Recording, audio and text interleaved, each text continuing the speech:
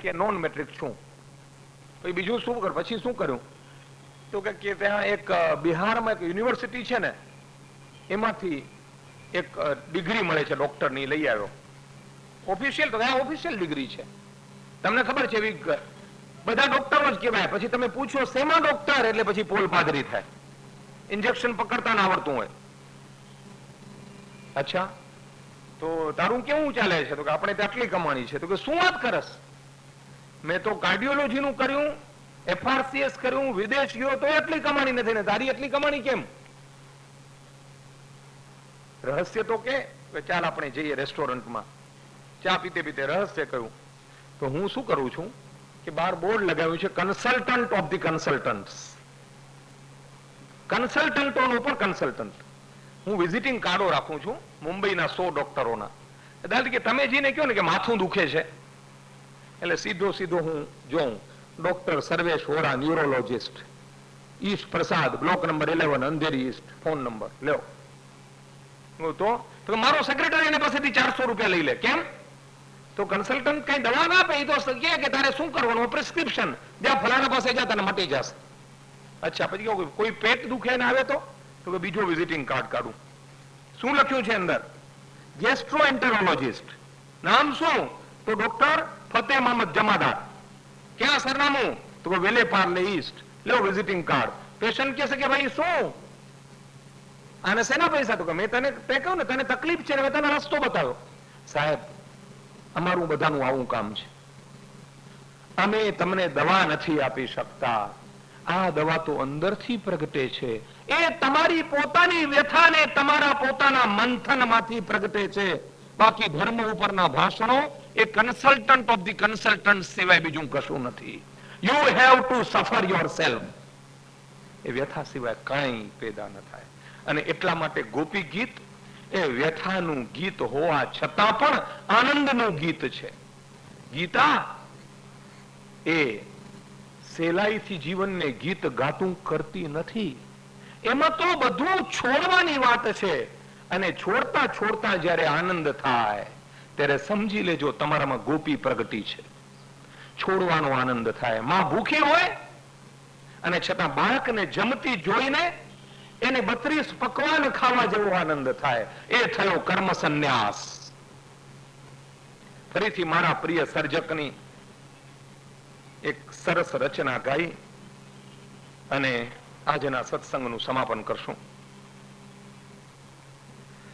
યમુનાને આરે મધરાત સુધી રાહ જોઈ રહેવાનું શ્યામ, મને ગમતું તું શ્યામ, મને ગમતું તું. ભૂલી ઘર કામ, ભૂલી શાન ભાન, એક તારું ઘૂંટાતું ના, મને ગમતું તું.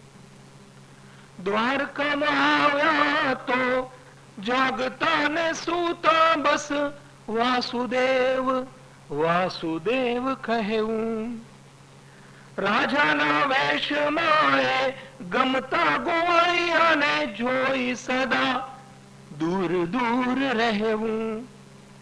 એથી ભલેરી હતી પેલી છેડછાડ, પેલું ગોકુળિયું ગામ, મને ગમતું તું.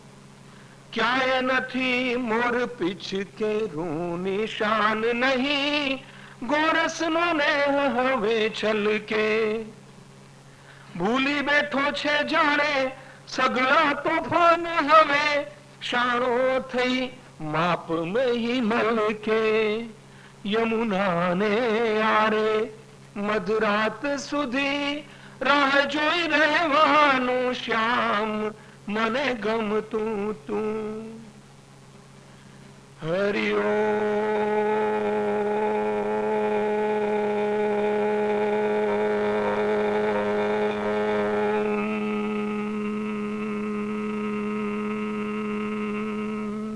સત. યોગિનઃ કામદમ મોક્ષદમ ચૈવ ઓમકારાય નમો નમઃ. જે સ્વરૂપ સમજ્યા વિના પામ્યો દુઃખ અનંત, સમજાવ્યું તે પદનમું શ્રી સદગુરુ ભગવંત. સર્વોપનિષદો ગાવો દુગ્ધા ગોપાલ નંદન, પાર્થો વત્સઃ સુધીર ભોક્તા દુગ્ધમ ગીતામૃતમ મહત. હરિયો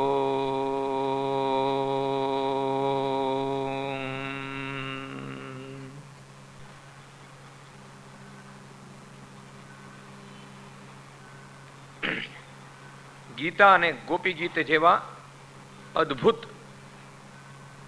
અને સનાતન તાજગી જેમાં ભરેલી છે, સનાતન તાજગી જેમાં કોઈ પુનરાવર્તન નથી. કાલિદાસે કહ્યું કે સૌંદર્ય એટલે શું? તો ક્ષણે ક્ષણે યન નવતામ ઉપૈતિ તદેવ રૂપમ રમણીયતાયા, which you find every moment a new. દુનિયામાં કદી ગોપી જૂની નથી થવાની, કદી ગીતા જૂની નથી થવાની. તો સદાય તાજગી ભર્યા એવા આ ગોપી અને ગીતાના સત્સંગના પ્રાણમય એવા છઠ્ઠા દિવસમાં આપણે પ્રવેશી રહ્યા છીએ. તેજીને ટકોરો ઘણો. પ્રાણમય શું કામ બોલું છું તમે સમજો છો.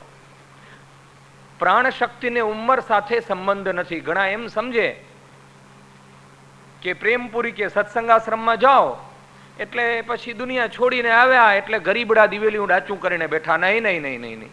અહીંયા તો આનંદનું જનરેટર છે. આ તો પ્રેમની નગરી છે.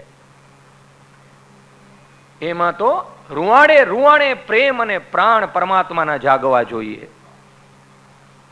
તો એવા અદ્ભુત ગોપી ગીતના છઠ્ઠા દિવસમાં આપણે પ્રવેશી રહ્યા છીએ. આપણે જોયું કે રાધાજીના મનમાં પણ ક્ષણભર માટે ભગવાન માટે માલિકીનો ભાવ પ્રગટ્યો. એમાં કશું ખોટું નહોતું. પણ પછી માલિકી પછી ભગવાન માત્ર મારો જ, અને ભગવાન માત્ર અહીં જ, બીજે ક્યાંય નહીં, તે પાછો અવગુણ બની જાય છે. મેં તમને વાત કરી કે સામાન્ય પ્રેમ અને ચરમ અને પરમ સાથેના પ્રેમમાં ઘણો બધો ફેર છે. પરમ સાથે પ્રેમ કરનાર સમજે છે કે આ તો મારો છે તેમ બધાનો છે. રાસલીલાનો મહિમા જ છે કે ભગવાન એક એક ગોપી સાથે પછી પ્રગટે છે. આપણા સત્સંગમાં એ વિષય આવતો નથી. રાસ પંચાધ્યાયના 3જા અધ્યાય પાસે ગોપી ગીત પૂર્ણ થાય છે. પણ ત્યાર પછીની અદ્ભુત રાસલીલા, ક્યારેક અવસર મળશે તો રાસલીલા અને ગીતા એના ઉપર ક્યારેક વાત કરશું. પણ રાસલીલામાં તો ભગવાન દરેકે દરેક ગોપીને સંતોષ આપે છે. દરેકે દરેકની પાસે પ્રગટે છે કે લે હું તારો, લે હું તારો, લે હું તારો, લે હું તારો. અને ગોપીઓ સમજી જાય છે કે ભગવાન શું કહેવા માંગે છે. પુનઃ પુલિનમાગત્ય કાલિંદ્યા કૃષ્ણ ભાવના સમવેતા જગુઃ કૃષ્ણમ તદા ગમન કાંક્ષિતા. પુનઃ કાલિંદ્યા પુલિનમ આગત્ય. યમુના નદીનો કિનારો છે. આપણા હિન્દુ દર્શનની વિશેષતા એ છે કે સચરાચર જગતમાં દિવ્યત્વનું આરોપણ કરે છે. નીચે યમુનાજી ઉપર સત્સંગ ચાલી રહ્યો છે સુપ્રસિદ્ધ વિદ્વાન રમેશભાઈનો 8 દિવસ સુધી. તો એક ભાઈએ મને પૂછ્યું કે યમુના નદી તો કે પાણી, એના ઉપર શેનો સત્સંગ? યમુના નદી પાણી, એના ઉપર 8 દિવસ પરીખ સાહેબ આટલું ઉત્તમ બોલે છે, એ કેમ બોલી શકાય? એટલે મેં એને વિનોબાજીનો એક દાખલો આપ્યો. વિનોબાજી હરિદ્વાર ગયા. હરિદ્વારમાં કોઈ કહ્યું કે વિનોબાજી અમે તો વિજ્ઞાન શીખ્યા છીએ, ગંગાજળ એટલે કંઈક એનું ફોર્મ્યુલા છે, પાણીની વૈજ્ઞાનિક ફોર્મ્યુલા છે ને H2O ને H2O. હા, પાણી એટલે H2O, ગંગા નદી એટલે H2O ને પ્લસ થોડી ગંદકી, બીજું શું? તો વિનોબાજીએ જવાબ આપ્યો કે જુઓ, ગંગા નદી એ છે ને એનામાં શક્તિ છુપાયેલી છે. એ જેને H2O તરીકે જુએ એને માટે એ વધુમાં વધુ તો દાંત સાફ કરવા, પીવા માટે કે દવા દારૂમાં કામ આવશે. પણ જે એમ સમજે કે આ તો ભગીરથે સ્વર્ગમાંથી 1000 પુત્રોનો ઉદ્ધાર કરવા માટે હજારો વર્ષોની તપશ્ચર્યા કરીને શિવની જટામાંથી નીચે લાવીને ગંગોત્રીથી હરકી પેઢીથી માંડીને એને બંગાળના ઉપસાગર સુધીના જમીનને માત્ર નહીં સમગ્ર ભારત વર્ષને પાવન કરતી આ માં ગંગા છે. તો એ ગંગાનું આચમન એ વ્યક્તિના રોમે રોમને પાવન કરશે. એની માત્ર શરીરની તરસ નહીં બુજાવે, એના મનની, એના ચિત્તની, એના હૈયાની, એના રોમે રોમની તરસ એ ગંગા બુજાવશે. How you look at it. તમે કેવી રીતે જુઓ છો? એને યમુના, એને એ કાલિંદી, એના વિશે આપણે આગળ વાત કરશું. એ ભવ્ય છે, એ મહાન છે, કારણ કે એની રેતી ઉપર ભગવાન નટરાજે લીલા કરી હતી. એ કાલિંદીના રેતીના તટ ઉપર સમવેતઃ જગુ કૃષ્ણમ તદાગમન કાંક્ષિતા. તમને જો માત્ર શબ્દાર્થ કહું તો કોઈ અર્થ નથી. એને માટે ઘણી વાર હું ઘણા કે શ્લોકનો અર્થ સમજાવો તો હું તો એક કામ કરો, ભારતીય વિદ્યાભવનની સંસ્કૃત પાઠશાળા છે, ત્યાં તમને શબ્દે શબ્દે અર્થ સમજાવશે ને એમાં ગુલાટો મારી શકાશે જે કરવું હોય તે. પણ તમે તો એડવાન્સ સ્ટુડન્ટ છો, તમને કઈ શબ્દોના અર્થમાં જ મજા ના આવે. એ તો તમને ગાઈડે મળે પ્રિન્સેસ સ્ટ્રીટમાં, એમાં અર્થ સમજાવેલા હોય. ભાવ સમજો મારા ભાઈ, ભાવ સમજો, ભાવની અનુભૂતિ કરો. પોપટ પાઠ કરવાથી કઈ નહીં વળે. મુદ્દાની વાત આપણે આવે છે કે આ ગોપીઓની દશા કેવી છે. ગોપી ગીત એટલે હવે તો રોવાની વાત આવશે ને. હે મારો કાનુડો ક્યાં હાલ્યો ગયો રે, છાતી કૂટવાની વાત? અરે ના રે ના ભાઈ, ગોપી ગીતમાં તો છૂપો ઉત્સાહ છે અને પ્રચ્છન્ન શ્રદ્ધા છે. મારો વાલો જશે ક્યાં આવ્યા વિના. There is a faith. એ જશે ક્યાં? તદ આગમન કાંક્ષિતા. આ બહુ સૂક્ષ્મ વાત છે કે કૃષ્ણના આગમનની આકાંક્ષા એના હૃદયમાં છુપાયેલી છે. અને આકાંક્ષા ક્યારે હોય? કે જ્યારે અંદરથી ઊંડે ઊંડે ખાતરી હોય કે અમારા અવાજને જવાબ આપ્યા વિના ભગવાન કૃષ્ણને માટે કોઈ છૂટકારો નથી. શ્રદ્ધા છે, ખાતરી છે, વિશ્વાસ છે કે જશે ક્યાં આવ્યા વિના. અને એને જ કારણે શું બને છે? એક યાદ રાખજો કે ગોપી ગીત શું છે, હવે જેમાં આપણે પ્રવેશી રહ્યા છીએ, એ સ્તવન છે ભગવાનનું, સાથે પ્રેમ પત્ર પણ છે ભગવાન તરફ લખેલો. It's a love letter. અને બીજું શું છે કે ગોપીઓમાં ગીતા જે પ્રગટી છે એ એમના સંબોધનમાંથી પ્રગટે છે. ગોપી ગીતમાં ગોપીઓ ભગવાનને જે રીતે લવ લેટર લખી રહી છે એમાં ગીતાજી પ્રગટે છે. ગીતાજી ગોપીઓના શબ્દોમાંથી પ્રગટે છે. યદા યદા મુંચતી વાક્યબાણમ તદા તદા જાતિકુલ પ્રમાણમ. જેમ જેમ માણસ બોલે એના ઉપરથી એની જાત શું છે, એનો બેકગ્રાઉન્ડ શું છે, એની તપશ્ચર્યા શું છે, એ બધું પ્રગટે.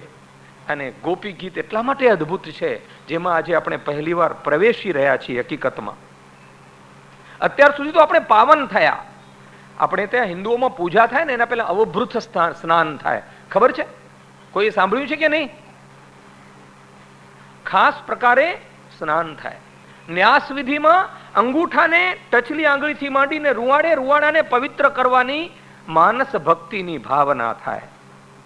ગોપીઓ ની વ્યથા, ગોપીઓ સાથે ભગવાનની લીલા એ આપણા હૈયાને પાવન કરવાની પ્રક્રિયા હતી. એના વિના ગોપીનો પ્રવેશ કેમ થાય આપણા હૈયામાં, આપણા જેવા ક્ષુદ્ર પામર જીવોના હૃદયમાં?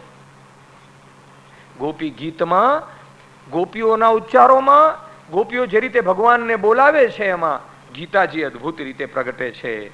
વર્ણન કરે છે વ્યાસજી કે કેવી દશા છે ગોપીઓની.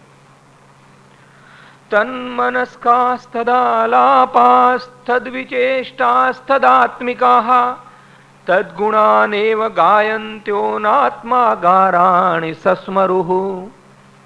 ઘર ભૂલી ગઈ. ન આત્માગારાણી સસ્મરુહુ, આત્માગાર એટલે પોતાનું ઘર. ભૂલી ગઈ પોતાનું ઘર. કેવી થઈ ગઈ? તન મનસ્કાહા, એનું મન એનામાં લાગી ગયું.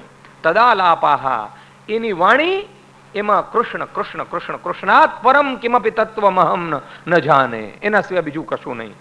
અને તદ વિચેષ્ટાહા, એની હાલ ચાલ બધું કૃષ્ણમય બની ગયા. તદાત્મિકાહા, એના રૂવાડે રૂવાડે કૃષ્ણ વ્યાપી ગયા. તદ ગુણાન એવ ગાયંત્ય, માત્ર એના જ વ્યક્તિત્વની વાતો અને એની જ વાત. ન આત્મા ગારાણી સસ્મરુહુ, ગોપીઓની દશા કેવી થઈ ગઈ કે એ લોકો પોતાના ઘરને પણ ભૂલી ગઈ. તમને ખબર છે કે બહુ દુઃખ હોય ને ત્યારે ગીત સૂઝે નહીં. તમે ક્યાંય જાયું છે? હિન્દી ફિલ્મોમાં ભલે આવે કે પેલાની વહુ ભાગી, વહુ તો ન થઈ હોય, હજી પત્ની ન થઈ હોય, પ્રેમિકા ગઈ હોય ત્યારે મારો બેટો પ્લેટફોર્મ ઉપર ગાતો ગાતો જાય.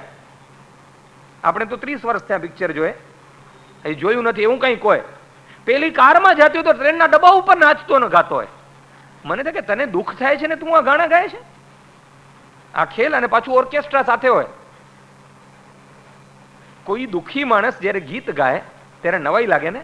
દુઃખમાં કદી તમારી સ્થિરતા ના રહે, તમારી રિધમ જળવાય નહીં. એમ આઈ રાઈટ ઓર નોટ? તમને કોઈ તમાચો મારે ત્યારે ગીત ગાવું સૂચશે? રિધમમાં તાલમાં રહેશો તમે, તાલ તૂટી જશે આખો. કોઈને ગુમાવો, કોઈ દુઃખ હોય ત્યારે ગીતનો લય સચવાતો નથી. પરંતુ એ દુઃખના કેન્દ્રમાં શ્રદ્ધા હોય તો ચોક્કસપણે ગીતનો લય જળવાય છે. નાનું બાળક સૂતું ન હોય, બહુ પેટમાં દુખાવો થતો હોય, તાવ હોય, અને ધીરે ધીરે દવા આપીને સૂઈ જાય ત્યારે માના હાલરણામાં લય ક્યાંથી આવે છે? એના કેન્દ્રમાં શું છે? માના હાલરણાના લયના કેન્દ્રમાં હા નાથ રમણ પ્રેષ્ઠ ક્વાસી ક્વાસી મહાભુજ દાસ્યાસ્તે કૃપણાયા મે સખે દર્શય સન્નિધિમ. હે નાથ, હે રમણ, હે પ્રિયતમ, ક અસી મહાભુજ, હે મહાન મહાબાહુ ભગવાન કૃષ્ણ તમે ક્યાં છો? દાસ્યા તે કૃપણાયા મે સખે દર્શય સન્નિધિમ, અમે તારી દાસીઓ, અમે દીન વિહીન દાસીઓ તારી રાહ જોઈએ છીએ, અમને તું તારા દર્શન આપ. કેમ ગાઈ શકે? એનો પ્રિયતમ ચાલ્યો ગયો, પણ પ્રિયતમ ગયો છે ને છતાં નથી ગયો. હૈયામાં બાંધી રાખ્યો છે એને, અને એ કુવાથંભ છે એના ગીતનો. ધી ટેક, ભજનની ટેક હોય ને, ભજનની ટેક છે એ મજબૂત છે તો ગીતમાં લય પ્રગટવાનો જ છે. એટલે આ દુઃખમાં પણ જે લય પ્રગટે છે એનું કારણ એ છે કે ગોપીઓના હૃદયની અંદર એક પ્રકારની રિધમના કેન્દ્રમાં કશુંક છે. એમણે કાનુડાને જોઈ લીધો છે અંદરથી, બહારથી નથી જોયો, પણ અંદર કાનુડાની છબી દેખાયા જ કરે છે. તમને ખબર છે મુસલમાનોમાં ધર્મને દીન કહેવામાં આવે છે, ખબર છે? કૃપણાયા મે, ગોપીઓ કહે છે કે અમે તો કૃપણ બની ગઈ છીએ. હવે કૃપણ શબ્દની મજા જુઓ, આપણે ગીતા સાથે વાત કરીએ છીએ. કૃપણ એટલે બે અર્થ થાય છે, એક લોભી અને બીજો સંસ્કૃતમાં અર્થ થાય દીનહીન, ગરીબડી, સંપૂર્ણપણે સમર્પિત, જેને માટે કોઈ રસ્તો રહ્યો નથી. અર્જુનની બીજા અધ્યાયમાં કઈ દશા હતી? કાર્પણ્ય દોષોપહત સ્વભાવ પૃચ્છામિ ત્વામ ધર્મ સમ્મૂઢ ચેતા યશ્રેયસ્યાન નિશ્ચિતમ બ્રૂહિ તન્મે શિષ્યસ્તેહમ શાધિમામ ત્વામ પ્રપન્નમ. કાર્પણ્ય દોષોપહત સ્વભાવ, એ જ કૃપણતા શબ્દ વાપર્યો છે. કૃપણ શબ્દનો બીજો અર્થ થાય દીન, જેને માટે બીજો કોઈ રસ્તો રહ્યો નથી. એકમાત્ર રસ્તો કૃષ્ણાત પરમ કિમપી તત્વમહમ ન જાને. એટલા માટે દાસ્ય હાથે કૃપણાયામે સખે દર્શય સન્નિધિમ. હે મિત્ર, તું અમને દર્શન આપ. દીન શબ્દની આપણે વાત કરતા હતા, ગાડી આડે પાટે ચડી ગઈ. દીન એટલે શું? ધર્મ. અને એ દીન શબ્દ ઉર્દુમાં કયા ધાતુમાંથી આવ્યો છે? દા. દાનો ઉર્દુમાં અર્થ શું થાય? જોવું. કમાલની વાત છે. જેને અંદરનું જોતા નથી આવડતું એને કદી ધર્મ પચતો નથી. બિના નયન પાવે નહીં બિના નયન કી બાત. સેવે સદગુરુ કે ચરણ સો પાવે સાક્ષાત. સદગુરુ એટલે કોણ? વારે વારે સદગુરુની વાત આવે એટલે શું? સર્વેશ્વરા. તમે કેમ નથી સમજતા? પ્રોગ્રામ પૂરો થાય એટલે આવો માળા પહેરાવી દઉં ઓમકાર નહીં. ના ના, આ તો મજાકની વાત છે. આ તો હમણાં જે નવો બિઝનેસ ચાલ્યો છે ને એની ઇનડાયરેક્ટ હિન્ટ છે. બિચારા ભોળા માણસો બીજે ક્યાં ગોતો? અમે સર્વેશ બાપુ તમે બની જાઓ અમારા ગુરુ. એ વાત નથી. દા બિના નયન પાવે નહીં સેવે સદગુરુ કે ચરણ. ગુરુ ત્યારે મળે જ્યારે તમને તેવા ગુરુ મળે જેને માટે તમે લાયક હો. લંડન ગયો તો એક બાજુ મારું પ્રવચન, એમાં 70 જણા અને મહાન સ્વામી કેશવાનંદ દ્વારકાના પધારેલા. It is a reality. 28,000 માણસો.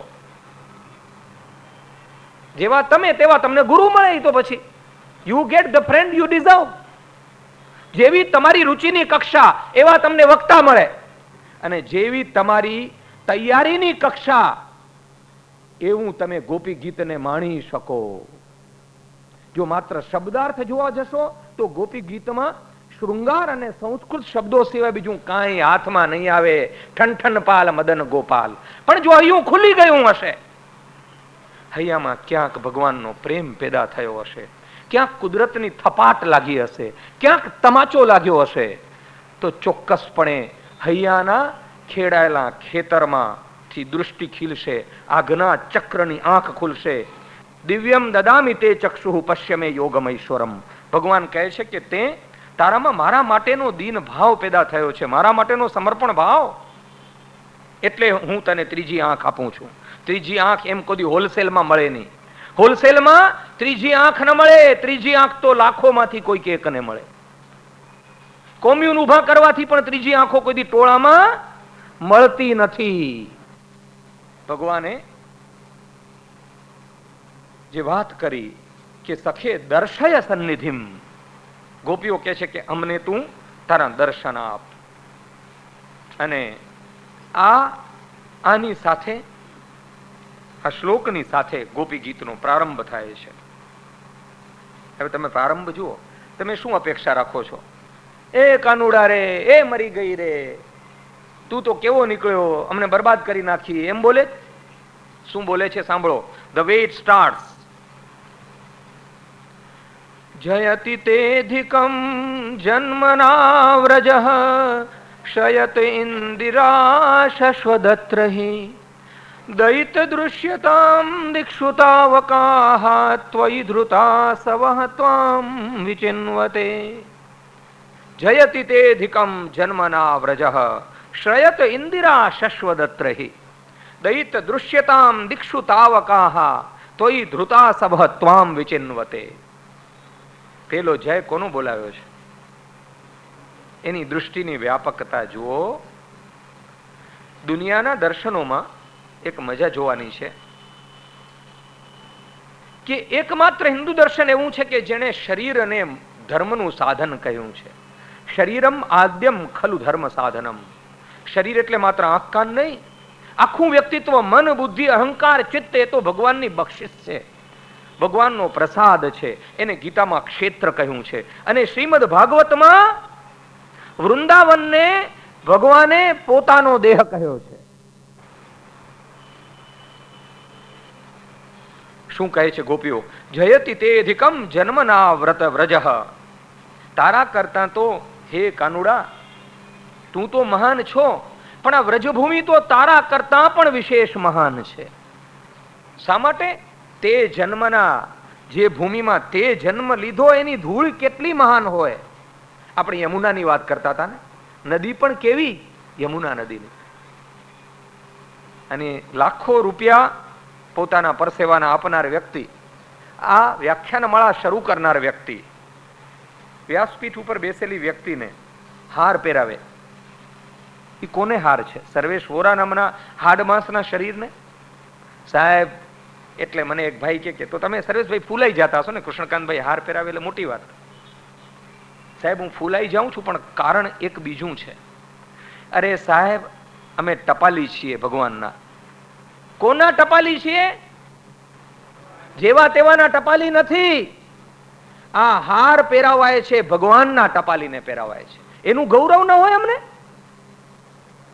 આ વ્યાસપીઠ ઉપર જ્યારે બેસીએ છીએ ને, ત્યારે સંદેશવાહક માત્ર એના છીએ, બીજા કોઈના નહીં, તમારા નહીં. We don't cater to the gallery.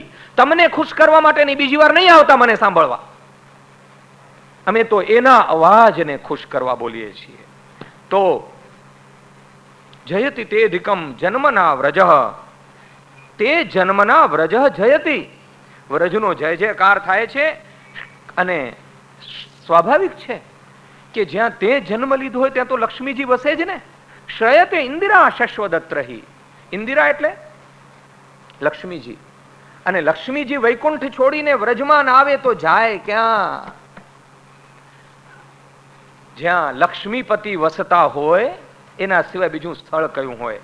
કે દૈત હે પ્રિયતમ દૃશ્યતામ દિક્ષુ તાવકાહ ત્વયી ધૃતાસવ ત્વામ વિચિન્વતે. ત્વયી ધૃતાસવ. અસુ એટલે શું? પ્રાણ. અસવ એટલે પ્રાણો. જેના બધા પ્રાણો દિશાએ દિશાએ તને ઢૂંઢી રહ્યા છે, તને શોધી રહ્યા છે, એવા હે પ્રિયતમ તું અમને દર્શન આપ. પ્રારંભ શેનાથી કર્યો? વ્રજભૂમિના સ્તવનથી. અહીંયા કોઈ પોક મૂકીને રોવાની વાત નથી, અહીંયા શ્રદ્ધા છે. અને વ્રજભૂમિના સ્તવનથી કે વ્રજભૂમિનો જય જયકાર હો. અને અમે તને શોધી રહ્યા છીએ, તું વ્રજની બહાર જઈ શકતો નથી. હવે તમે મજા જુઓ કે ગોપીઓ શા માટે રડતી નથી? કદી વિચાર કરો, શા માટે રડતી નથી? એને તો રોવું જોઈએ ને, પ્રિયતમ ચાલ્યો ગયો છે તો. મેં તમને કહ્યું ને કે ગીતામાં આપણે 4 પ્રકારના ભક્તોમાંથી ગોપીઓને જ્ઞાનીની વ્યાખ્યા હેઠળ મૂકીએ છીએ. જ્ઞાનીથી માત્ર એક દોરો બાકી છે, કારણ કે ભગવાનના એના સર્વત્ર એને દર્શન થતા નથી.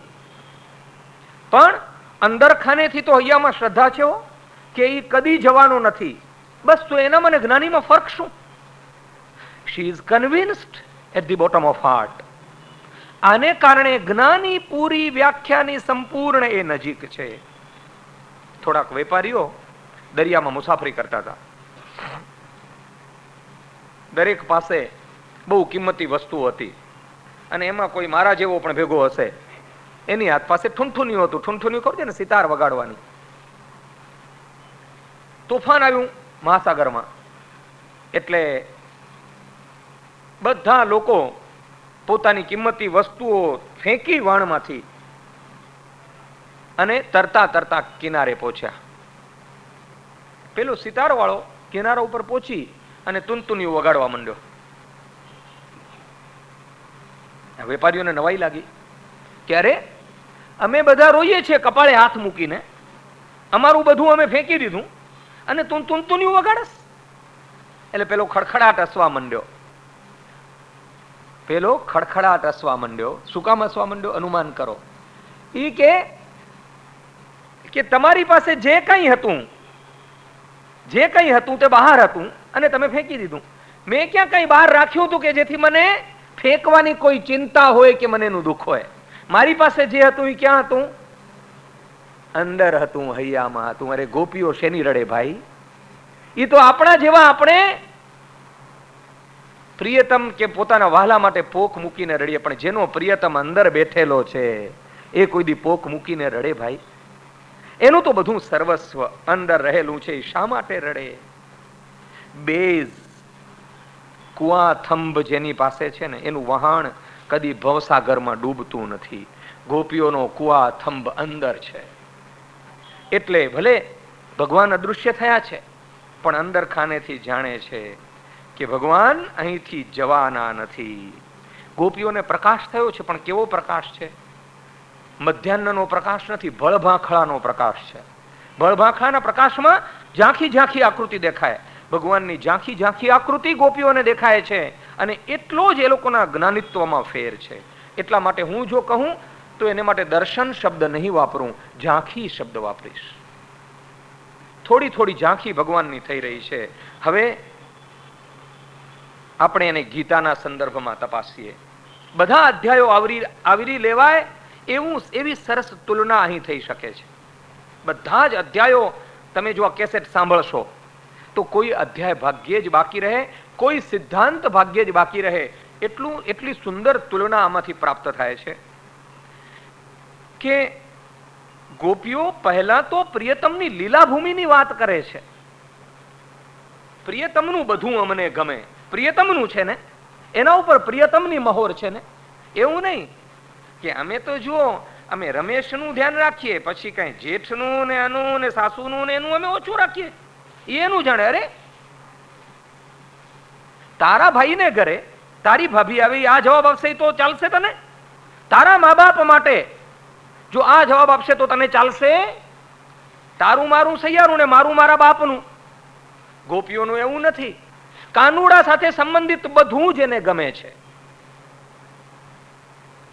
આ તો કાનુડા સિવાય કઈ નહીં. આ તો નવા જમાનાના કાનુડાની કાનુડીઓ એવી છે. પણ આ ગોપીઓ એને તો કાનુડાની ભૂમિની કણ કણ ગમે છે, એને પ્રસાદ રૂપે માથે ચડાવે છે. આપણે એટલે જ કહીએ છીએ આજે લીલાભૂમિની વાત કરીએ એ સિમ્બોલિક રીતે, પ્રતિકાત્મક રીતે શું છે આ વાત આખી? તો સાહેબ આ શ્રી કૃષ્ણ એ આપણામાં બેઠેલો પરમાત્મા છે. આ આખું વ્યક્તિત્વ એ વૃંદાવન બને જો એમાં કૃષ્ણ લીલા કરતા થાય તો. પણ કૃષ્ણને બદલે કંસ લીલા કરે તો પછી કંસની ભૂમિ થઈ જાય. Depends on you. તમે કોને સિંહાસન આપો છો? ભગવાનની લીલાની જો તમે અનુભૂતિ કરો તો આ દેહ તમારું વૃંદાવન બની જાય, આ દેહ તમારો વ્રજ બની જાય. આ દેહ ખરાબ નથી, દેહમાં તમે કોની સ્થાપના કરો છો ને એ મહત્વનું છે.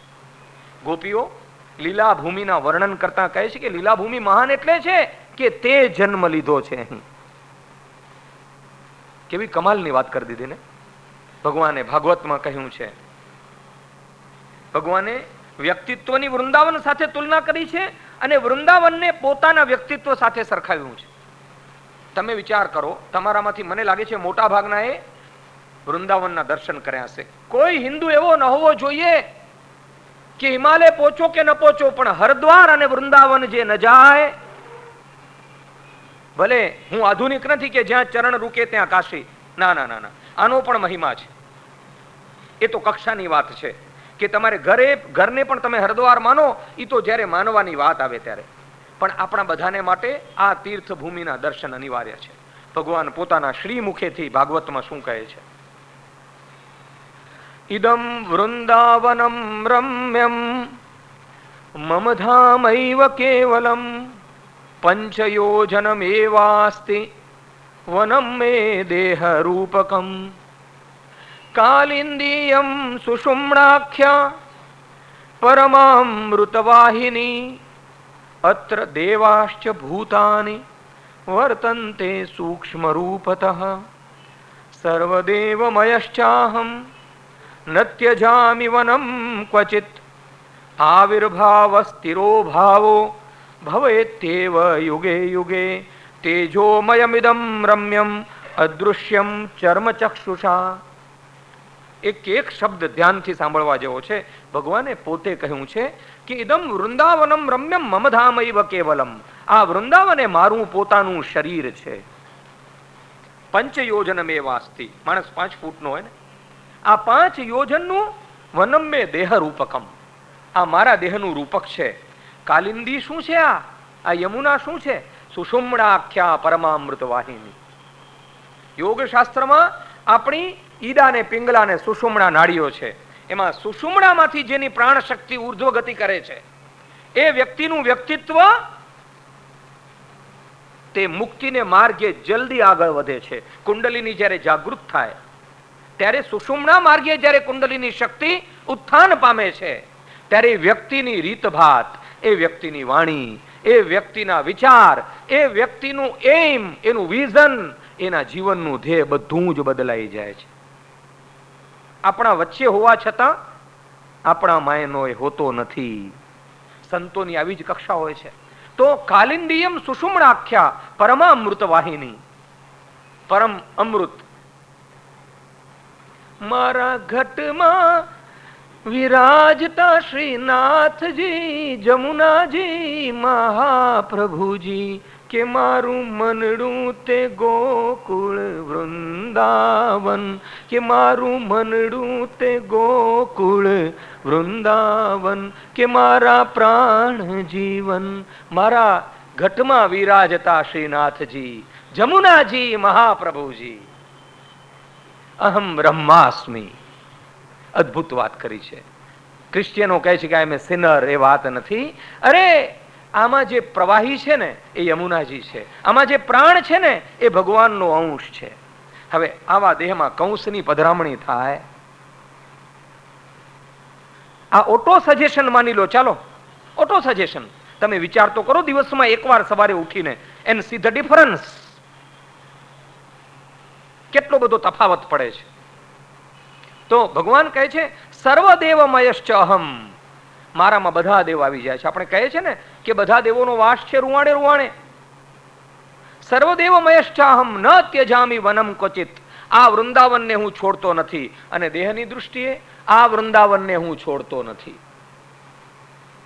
તો પછી એનો ખુલાસો કરે છે. તો માણસ મરી જાય ત્યારે શું? મરી જાય ત્યારે ભગવાન ન છોડે? ભગવાન શું છોડતા નથી એને? જુઓ, ભગવાન કહે છે કે આવિર્ભાવ તિરોભાવો ભવે તેવ યુગે યુગે. હું પ્રગટું છું અને અદૃશ્ય થાઉં છું, પ્રગટું છું અને અદૃશ્ય થાઉં છું. એટલે કે હું તો રહું જ છું, દેહ રૂપ બદલે ત્યારે પાછો ત્યાં ને ત્યાં સાથે આવું છું. દેહના સૂક્ષ્મ શરીરની સાથે. દેહ એટલે માત્ર હાડ માંસ નહીં, એ તો બાહ્ય જળ પદાર્થ થયા. પણ દેહ એટલે મન, બુદ્ધિ, ચિત્ત, અહંકાર જે માણસની સાથે જાય છે.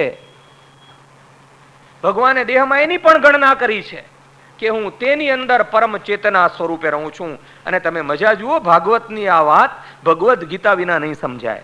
આપણે ક્ષેત્રજ્ઞ યોગની સાથે આને સમજવા પ્રયાસ કરીએ કે તેજોમયમ ઇદમ રમ્યમ અદૃશ્યમ ચર્મ ચક્ષુષા.